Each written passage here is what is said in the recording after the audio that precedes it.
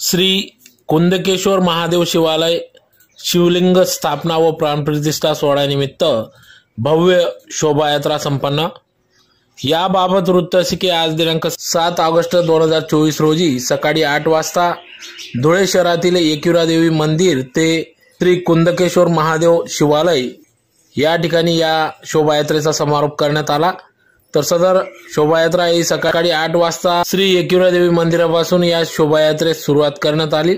तर यावेळेस 108 सुवासिनी व कुमारिका कलश यात्रा या ठिकाणी काढण्यात आली। तर अतिशय ढोल ताशांच्या गजरात डीजेच्या तालावर नाचत गाजत सदर शोभायात्रा संपूर्ण उपूर परिसरातून काढण्यात आली।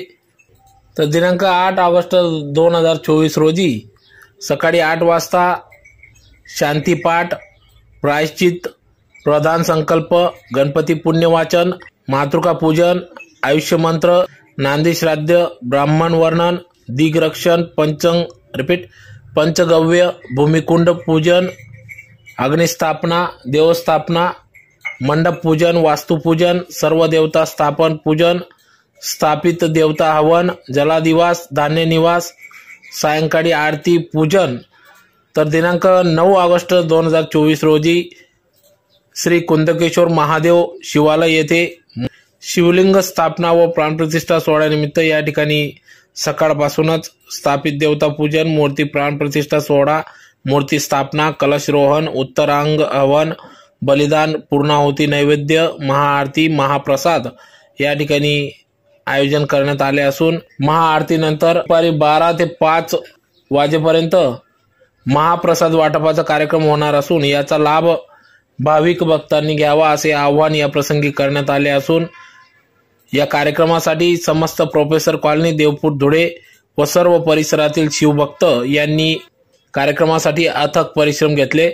तर कार्यक्रमाचे आयोजन श्री कुंदकेश्वर महादेव शिवालय सांस्कृतिक व शैक्षणिक ट्रस्ट, प्रोफेसर कॉलनी, देवपूर, धुळेचे अध्यक्ष प्रशांत सांगडे, उपाध्यक्ष दीपक चौधरी, सचिव राजेंद्र सुरेंशी, व्यवस्थापक चंद्रशेखर विस्पुते, खजिनदार सौ उषाताई वानखेडे, विश्वस्त राहुल सोनवणे, विश्वस्त ताराचंद बोरवाल आदी सर्व पदाधिकारी व येथील स्थानिक नागरिक, भाविक यांनी या कार्यक्रमासाठी अथक परिश्रम घेतले। तर शोभायात्रा काढण्यात आली। तर दिनांक 9 ऑगस्ट 2024 रोजी महाप्रसादाचा लाभ सर्व भाविक भक्तांनी घ्यावा असे आवाहन या ठिकाणी करण्यात आले आहे।